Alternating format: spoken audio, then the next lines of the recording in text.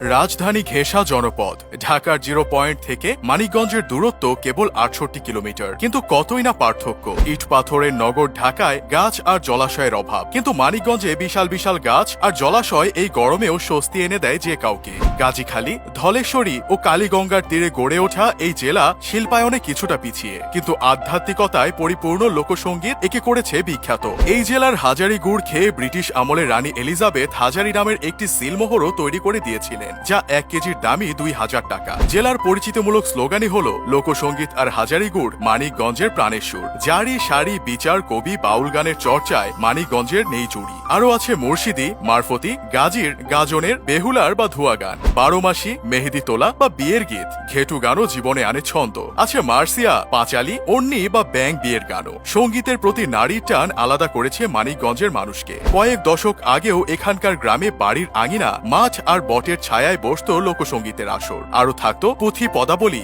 যাত্রাপালা, নৌকাবাইচ, গরু দৌড়ের আয়োজন। মানিকগঞ্জের সুফি সাধক, লোকসঙ্গীতের গায়ক, গীতিকার, সুরকারের তালিকা দীর্ঘ থেকে দীর্ঘতর। ভবা পাগলা, কালু শাহ, কায়েমুদ্দিন শাহ, সাইদুর রহমান বয়াতি, গেন্দু বয়াতিরা বাংলার লোক সংস্কৃতির কিংবদন্তি। বর্তমান যুগেও মমতাজ বেগম, কিরণ চন্দ্র রায়, কদম আলী বয়াতি, আবুল সরকাররা সংস্কৃতির অনন্য একটি ধারাকে বয়ে চলেছেন। লোকসঙ্গীতে সব কথার মানে যেমন বোঝা যায় না, রয়ে যায় রহস্য, তেমনি মানিকগঞ্জ নামেও আছে রহস্য। এই নাম কি করে এলো তা বলতে পারে না কেউ। নামের প্রথম অংশ মানিক শব্দটি এসেছে সংস্কৃত মানিক্য থেকে। মানিক হচ্ছে চুনি পদ্মরাগ। অন্যদিকে গঞ্জ শব্দটি ফার্সি। ব্রিটিশ আমলে 1845 সাল মহকুমা হওয়ার আগে ঐতিহাসিক বিবরণ বা সরকারি নথিতে মানিকগঞ্জ নামটি ছিল না। লোকে বলে অষ্টাদশ শতকের প্রথম দিকে মানিক শাহ নামে এক সুফি দরবেশ আসেন জেলায়। প্রথমে সিংগাইর, পরে হরিরামপুর, বর্তমানের মানিকনগর ও শেষে ধলেশ্বরীর তীরে খানকা বানিয়ে করেন ধর্মপ্রচার। এক রাতে মানিক শাহ উধাও হয়ে যান। লোকে বলে তার নামেই মানিকগঞ্জ। কেউ বলেন নবাব সিরাজউদ্দৌলার সঙ্গে বিশ্বাসঘাতকতা করা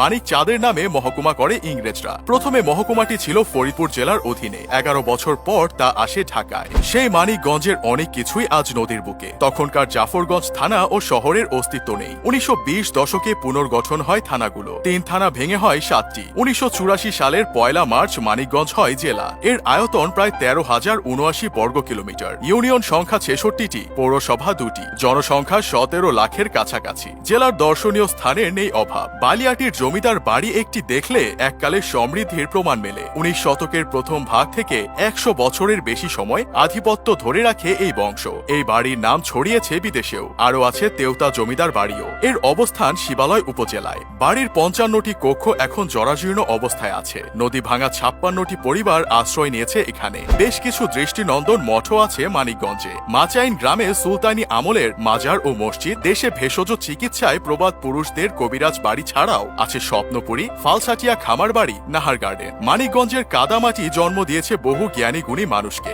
অনেকেই জানেন না নোবেল জয়ী বাঙালি অর্থনীতিবিদ ডক্টর অর্মত্য সেনের শেকড় এখানেই। মানিকগঞ্জ শহরের কাছে মত্তগ্রামে তার পূর্বপুরুষদের ঠিকানা। শৈশবে দেশ ছেড়ে যান তার বাবা মা। ভাষা শহীদ রফিকুদ্দিন আহমেদের জন্ম সিংগাইর উপজেলার পারিল বলধারা গ্রামে। 1986 সালে নির্বাচনের পর এরশাদ সরকারের উপরাষ্ট্রপতি বিচারপতি AKM নুরুল ইসলাম এবং ঢাকা সিটি কর্পোরেশনের সাবেক মেয়র M.A. মালেকের জন্মও এই জেলাতে। তার ছেলে জাহিদ মালেক স্বপন 10 বছর ছিলেন স্বাস্থ্যমন্ত্রী। মুক্তিযুদ্ধের সংগঠক ও পরে মন্ত্রী হওয়া ক্যাপ্টেন আব্দুল হালিম চৌধুরীও এই মাটির সন্তান। বিএনপির সাবেক মহাসচিব খন্দকার দেলোয়ার হোসেন, হারুনুর রশিদ খান মুন্নুর জন্মস্থানও মানিকগঞ্জে। বাংলার চলচ্চিত্র জগতের প্রবাদ পুরুষ হীরালাল সেন, সাংস্কৃতিক জগতের অহংকার খান আতাউর রহমান, জগন্নাথ কলেজের প্রতিষ্ঠাতা কিশোরীলাল রায় চৌধুরী, সমাজসেবক রণদা প্রসাদ সাহাকে নিয়ে আজও গর্ব করে মানুষ।